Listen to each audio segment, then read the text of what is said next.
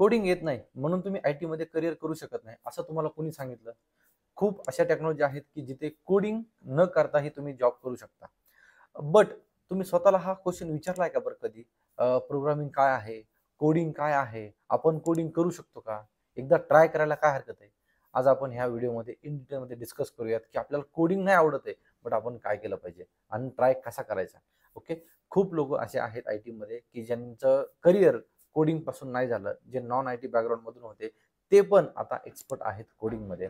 म्हणजे खूप लोकांना काय वाटतं ना की यार माझं लॉजिक वीक आहे, माझं मॅथ्स वीक आहे, माझं प्रोग्रामिंग वीक आहे. ओके. माझं काही अल्गोरिदम वीक आहे, म्हणजे मी थिंक करू शकत नाही प्रोग्रामिंग. प्रोग्रामिंग काय कुठली एक जादू नाहीये. असं काही तुम्हाला असं नाहीये की तुम्ही कधी ट्राय केलंय का? ते बघूनच फक्त काय वाटतं आपल्याला, अरे यार मी कोडिंग करू शकत नाही, मी प्रोग्रामिंग करू शकत नाही, मग मी आयटी मध्ये जॉब करू शकत नाही. मग मी काय करतो, आयटी पासून थोडंसं दूर राहतो आणि बाकीच्या फील्ड पण तो एक्सप्लोर करत नाही. तर आज मी तुम्हाला बाकीच्या फील्ड पण सांगतो की जिथे कोडिंग यूज करत नाहीत. बट त्याआधी तुम्हाला कोडिंगच्या रिलेटेड पण डिस्कस करतो आणि ॲट द एंड मी तुम्हाला सांगतो की तुम्हाला जर कोडिंगचा इंटरेस्ट असेल, जर ट्राय करायचं असेल तर कुठून करायचं आणि कसं स्टार्ट करायचं. तर व्हिडिओ एंडपर्यंत बघा. खूप इन्फॉर्मेटिव्ह व्हिडिओ होणार आहे. जे पण कोडिंग, ज्यांना कोडिंगला इंटरेस्ट आहे, ज्यांना कोडिंगचा इंटरेस्ट नाहीये, ज्यांना आयटी मध्ये जॉब करायचा आहे, त्या सगळ्यांसाठी हा व्हिडिओ खूप इम्पॉर्टंट होणार आहे. सो व्हिडिओ लास्टपर्यंत बघा. बरं, असं आहे का की आयटी मध्ये कोडिंग आली किंवा प्रोग्रामिंग आली तरच आपल्याला जॉब भेटतो? नो. अशा खूप साऱ्या टेक्नॉलॉजी आहेत, प्रोफाइल्स आहेत, जिथे कोडिंग म्हणजे इन्व्हॉल्व नाहीये, जिथे कोडिंग लागत नाहीये आणि तिथे तुम्हाला चांगल्या प्रोफाइल आहेत, चांगल्या पॅकेज आहेत. तुम्ही आयटी मध्ये तुमचं चांगलं करिअर करू शकतो. तर आपण त्याआधी बघूयात की कुठल्या कुठल्या अशा टेक्नॉलॉजी आहेत की जिथे आपण जॉब करू शकतो without coding. Okay. In depth जाणार नाही. मी फक्त तुम्हाला प्रोफाईल सांगतो आणि त्यानंतर आपल्याला आपला पूर्ण फोकस आहे की आपल्याला कोडिंगचा ट्राय कसं करायचं आणि काय करायचं. तर ओके. सो मॅन्युअल टेस्टर्स किंवा मॅन्युअल टेस्टर्स यामध्ये कोडिंगचा यूज होत नाही. त्यानंतर प्रोजेक्ट कोऑर्डिनेटर, प्रोजेक्ट मॅनेजर म्हणू शकता तुम्ही, कोऑर्डिनेटर म्हणू शकता तुम्ही. Okay. Business analyst, technical support, UI UX designer, त्यानंतर IT रिक्रुटर, HR लोक जे असतात ना त्यामध्ये, डेटा अॅनालिस्ट म्हणजे त्या डेटा अॅनालिस्टमध्ये काय असतं सगळ्यात main, Excel, SQL, Power BI. Okay. तर ते पण तुम्हाला थोडंसं आलं पाहिजे. बट आता हे सगळे जॉब झाले आयटी मधले विदाऊट कोडिंग. बरं, यामध्ये विदाऊट कोडिंग म्हणजे काय की खूप सारे लोक काय करतात, इकडेच येतात. मग यार चला कोडिंग नाहीये मग आपण इकडे येऊ, कोडिंग नाहीये आपण इकडे जाऊ आणि आपण आयटी मध्ये जॉब करू. तर यामध्ये काय झालं ना, यामध्ये खूप लोक आहेत, यामध्ये काय खूप लोक आहेत.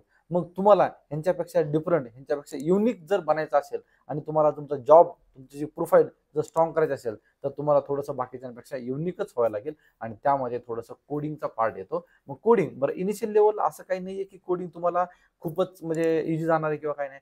इनिशियल लेवलला तुम्हाला थोडंसं हार्ड जाईल, ठीक आहे. बट काय ते काय मॅजिक आहे का कुठलं की नाही काहीतरी आहे आहे ते कोडिंग किंवा काहीतरी केल्यानंतर काहीतरी होतं, असं काही नाहीये. सो कोडिंग जर तुम्हाला करायचं असेल, प्रोग्रामिंग जर तुम्हाला शिकायचं असेल आणि आयटी मध्ये जॉब मिळवण्याचा चान्स जर तुम्हाला वाढायचा असेल तर कोडिंग स्टार्ट करा. स्टार्ट म्हणजे काय, कुठेतरी पायथन, जावा स्क्रिप्ट, सी अशा छोट्या छोट्या गोष्टीपासून तुम्ही तुमचा स्टार्ट करू शकता. ओके. त्यामध्ये काही फ्री कोर्सेस आहेत युट्यूबवरती, तुम्ही जाऊ शकता की आपल्याला समजा जावा स्क्रिप्ट आवडते किंवा सी, C++, तुम्ही एक ओव्हरव्ह्यू म्हणून तुम्ही एक जावाचा कोर्स बघू शकता युट्यूबवरती आणि त्यानंतर आपल्याला आयडिया येते की अरे हा की असं असं लँग्वेज आहे, अशी अशी आहे. छोट्या छोट्या गोष्टी तुम्ही करू शकता आणि सगळं झालं तरी एकदा ट्राय करायला हरकत काय आहे. ओके. सो तुम्हाला कोडिंग येईल, नाही येईल, आवडेल, नाही आवडेल, काही होईल, पण एक्सपिरियन्स येईल ना तुम्हाला की अरे हा कोडिंग अशी अशी असते, लॉजिक असं असं अप्लाय करायचं असतं. But at the end okay, जर तुम्हाला प्रॉपर कोडिंग जर स्टार्ट करायचं असेल तर मी तुम्हाला थोडंसं गाईड करतो की त्यामध्ये तुम्हाला कोडिंग कशी करायची आहे. फर्स्ट ऑफ ऑल कुठली पण एक लँग्वेज घ्या, एक लँग्वेज घ्या. फ्री प्लॅटफॉर्म्स आहेत, युट्यूब आहे. जर तुम्हाला समजा वाटलं की आपल्याला जावा लर्न करायचे तर जावाचं काही न करता कुठलं तरी एक युट्यूबचं चॅनल काढा, त्यामध्ये तुम्ही डायरेक्टली जाऊ शकता आणि जावाची लँग्वेज तुम्ही डायरेक्टली लर्न करायला स्टार्ट करू शकता. काही करायचं नाही. लर्न करायचं म्हणजे काय, तुम्हाला पेन पेपर नाही घ्यायचं, प्रॅक्टिस नाही करायची, काय नाही. फक्त गो थ्रू करा. जे एक्सप्लेन करतात ना ते आपल्याला अंडरस्टँड होतंय का नाही ते बघा. ओके. त्यानंतर म्हणजे अपना कॉलेज जे युट्यूब चॅनल आहे ते खूप चांगलं आहे. ते म्हणजे मी स्वतः पण तिथूनच काही कोडिंग लर्न केलेलं आहे. पायथन मी तिथूनच लर्न केलेलं आहे. सो अशा काही लँग्वेज आहेत ना खूप बेसिक पासून आहे तर ते ते चॅनल तुम्ही बघू शकता. त्यानंतर जर समजा काही ॲप्स वगैरे जर आहेत ना, तर ते तुम्ही असं छोटे छोटे ॲप्स आहेत की समजा तुम्हाला आता कोडिंग जमते, तर मोबाईल ॲप वगैरे हे छोटे छोटे ॲप्स बनवायला काय हरकत आहे. म्हणजे काय ना, तुमचा कॉन्फिडन्स बूस्ट होतो, तुम्हाला काहीतरी इंटरेस्ट यायला लागतो आणि त्यानंतर आपल्याला कळतं अरे कोडिंग तर काहीच नाही, कोडिंग तर खूप इझी आहे. ओके. जर तुम्हाला समजा पायथन खूप इझी आहे, पायथन पण इझी आहे. त्यानंतर तुम्हाला असं वाटलं की यार नाही आपल्याला बाकी जावा वगैरे असं वाटतं किंवा काय, तर तुम्ही नाही का डायरेक्टली जावा स्क्रिप्ट चालू करू शकता, HTML CSS चालू करू शकता. खूप इझी आहे एकदम स्टार्टअपला.